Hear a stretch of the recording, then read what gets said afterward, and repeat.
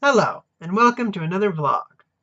I had a nice conversation with some students from UCLA's Duchenne Muscular Dystrophy Community Project yesterday afternoon. We spoke about my YouTube channel and what it was like to live with a disability, so I want to thank the students for giving me an opportunity to speak to them. Anyway, this week's topic is orthotics. So I'm going to be releasing a video on Thursday in which I talk about what orthotics are, what some different kinds are, who uses them, and why they're important. It'll be a lot like last week's video about prosthetics, so subscribe to our YouTube channel if you want to see that video. But that's not what I want to talk about today. Instead, there's three topics in particular that I'd like to talk a little bit about today. First, I'd like to talk about my personal experiences with orthotics. I'd also like to talk a bit about exoskeletons, and I have some news about the Tommy Hilfiger adaptive clothing collection that I'd like to share with you.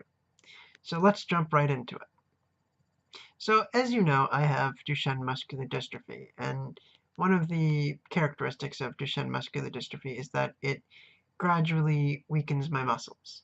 Now, as part of that, my tendons can also contract and get tighter. So when I was a kid, I had to take steps to help ensure that my tendons did not tighten up and contract. So there was a couple things that I did. First, I did nightly stretches every night before I went to bed, and I also had to wear special orthotics every night while I slept. So every night before I went to bed, I'd lay on my bed and Dad would stretch my legs. He'd lift them up, bend them, move them around, and just hold them there to stretch the tendons and prevent them from tightening.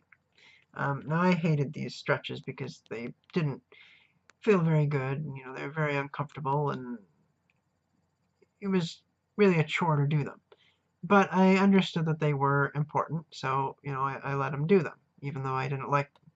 And then once I finished doing the stretches, I'd put on these special orthotics called moon boots. To clarify, they were not moon boots, but that's what everyone called them. So I'd strap on these special ankle foot orthotics, which were called moon boots, and I'd sleep with those on. So then if I had to go to the bathroom, I'd get up and I'd walk across the floor wearing these orthotics, which in hindsight I probably shouldn't have done, but I did anyway. And I'd do what I had to do. Um, and so I did these stretches every night before I went to bed, and I wore these orthotics every night when I was a kid. Um, and when I was that age, I understood why I did the stretches and wore those orthotics to a point, but I was a young child, so I still didn't fully understand. And I think if I had a better understanding of that, it would have been easier for me to do those stretches, and I'd have been more willing to wear the orthotics. Um, so the reason I mention that is just because it relates directly to this week's theme of orthotics. So that's why I brought it up. Now I want to move on to talking about the next thing on the list, which is exoskeletons. So you may have heard in recent years of these special exoskeletons, which are essentially machines that are designed to help people with spinal cord injuries walk. Now I want to talk about one particular device in particular. It's called the ReWalk Personal 6.0. It's designed by a German firm called ReWalk Robotics. Now this exoskeleton is the one of the most advanced products that one of the most advanced devices that they've developed so far. It's designed to fit the user's body, and all the user has to do is just lean their upper body forward, and the machine will help propel them forward. And it only goes about, I think, 2.5 kilometers an hour, which isn't very fast, but it's giving people with spinal cord injuries the ability to walk, which they otherwise wouldn't have. So speed is kind of irrelevant. Um, And this device, the Rewalk Personal 6.0, also has modes for sitting and stair climbing, so it's very versatile. But you're probably not going to see any of them on the market anytime soon, um, because the price for one of these devices is about $130,000. Um, so obviously, they're not something that is very common yet. The price will have to come down a lot more before you start seeing them commercially available for people with spinal cord injuries.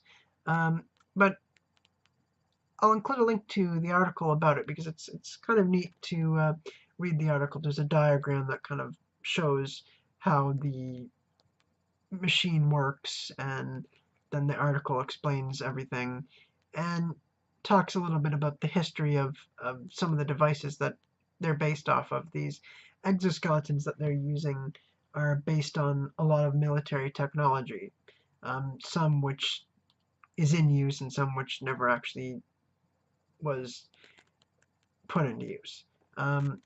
So there's a lot of interesting history there and a lot of interesting facts there.